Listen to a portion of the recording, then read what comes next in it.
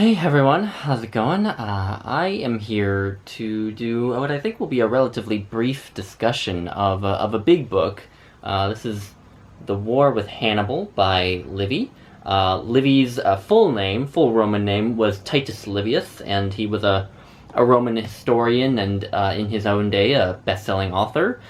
He lived from 59 BC to 17 AD, and The War with Hannibal is actually a pretty big chunk of a longer work, which was called Ab Urbe Condita, which is Latin and translates roughly to from the founding of the city being, of course, Rome. So that work, the work that this is a part of, was this, like, supposed to be this monumental history of Rome from its sort of mytho-historical founding, Aeneas and the Trojans coming over and Romulus and Remus, all the way up to Livy's day, which was, he was actually a contemporary of Emperor Augustus, and actually friends with Augustus. And he added to that work for his whole life. It was basically the only thing he wrote. And it was 145 books long, or books being, sections. At least that's how long it was by the time he died. And of those 145 books, 35 of them survived, so about a quarter. So not very much, although certainly more survived of Livy than some other ancient authors, which we should be grateful for. And but I have to say that after reading The War with Hannibal, I really regret that so much of Ab Urbe Condita was lost. So The War with Hannibal is about 10 of the 35 surviving books. And the reason I say that I regret that so much of Ab Urbe Condita is missing is because this was just a great reading experience, honestly. This particular chunk, I feel like Livy had something of an advantage because he was covering a really interesting subject matter, a really gripping and engaging war between Rome and Carthage, the Second Punic War, which was kind of the most two-sided of the three Punic Wars, the one with the most sort of twists and turns, the most back and forth, because the Third Punic War was sort of a farce, where Rome just needed an excuse to destroy Carthage, but the Second Punic War had a lot of drama and great battles and huge personalities, it's the Punic War that has, the elephants, Hannibal's crossing of the Alps, the Battle of Cannae, the Battle of Trasimene. It has all these historical events that a lot of us learn about, at least to some degree, in school at some point. And so so Livy had some advantage when writing that particular story, but he also just does a great job. And I just want to say the translation in this case, this is a Penguin Classic, the translation is by Aubrey de Selencourt, who has done a lot of translations for Penguin Classic, and the introduction and notes are by Betty Radis, and she has a really nice introduction. Her introduction is basically just an appreciation of Livy, but she quotes a passage from another essay, a different essay by R.M. Ogilvy, and the passage is from an essay that Ogilvy wrote in 1960. And I want to read from that passage because I think it really summarizes pretty succinctly like what Livy is like as a writer. And so this is what Ogilvy says of Livy. Like a novelist, he subordinated historical precision to the demands of character and plot. He indulged freely in invention and imagination in order to present a living picture. He would have disclaimed the title of a historian in the modern sense. He had no wish to spend long years burrowing for irrefutable but trivial facts and to secure himself against criticism by burying them in unreadable monographs. He wanted to be read, and he wanted the public to enjoy reading him. His success was immediate and universal. He became a classic. I totally agree with all of that. Livy, one of my favorite aspect of him, I have two favorite aspects of him, but probably my first favorite is that he's great at character. He just creates these just really compelling and larger-than-life, but at the same time really human portraits of the men who played a big role in the war, and the two foremost being Hannibal, of course, and Cornelius Scipio, who is the Roman general who finally brought Hannibal to heel. there were so many Roman generals who Hannibal just, kicked their butt, and then Scipio came along and finally sort of brought him down. But in addition to really bringing to life the major characters, he also does a really good job with the minor characters.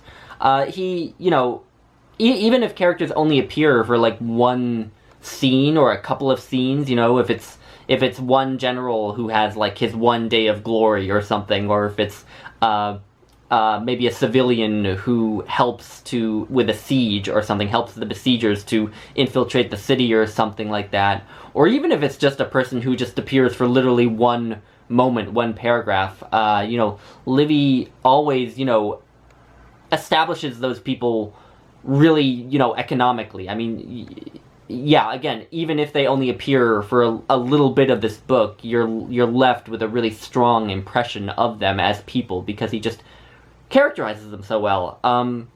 Even though they, had no huge bearing on the outcome of the war, and I loved that. And I loved Scipio, I loved Hannibal, I loved the way he portrayed them. I think that they're both just fascinating characters. Scipio actually reminded me a lot of Plutarch's portrayal of Alexander the Great, which I'm obviously a big fan of. But on top of great character, Livy is also just compulsively readable, which might be the more important of my two favorite aspects of him. But this is a gripping book.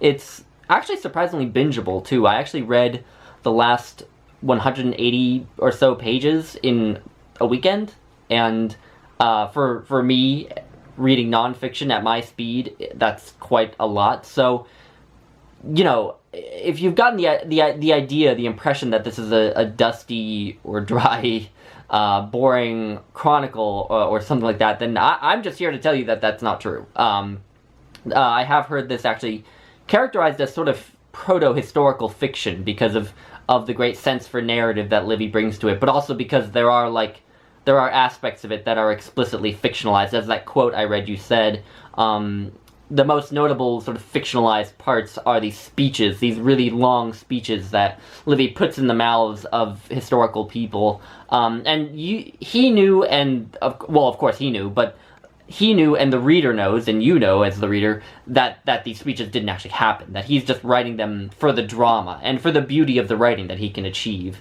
And I can't read that Latin at all, but I would like to think that this translation does capture Livy's writing really well, and it's really, it's easy prose to get through. It's not dense or difficult, it's not onerous, it's not like Thucydides or something like that. It's really well written. But anyway, that wasn't the point I was making. The point I was making was that there are explicitly fictionalized aspects of this book. Although, don't let that dishearten you if you're worried about inaccuracies.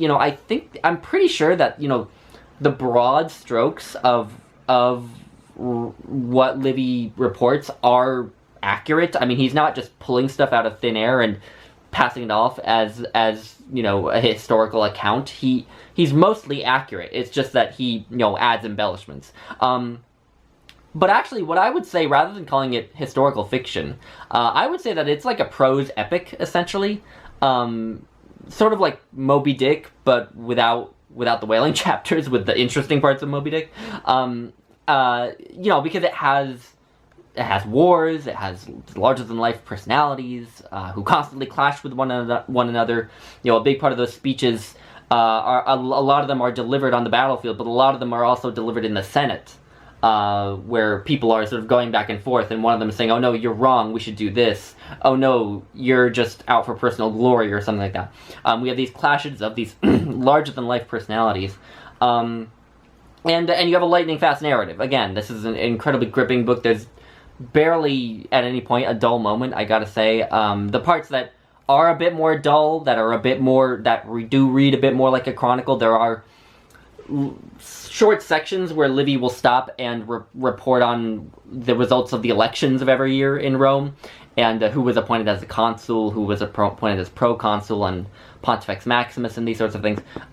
Those parts that are a bit more dull are really short, so you'll be through them quickly, and you'll be back to something exciting with the war with Hannibal.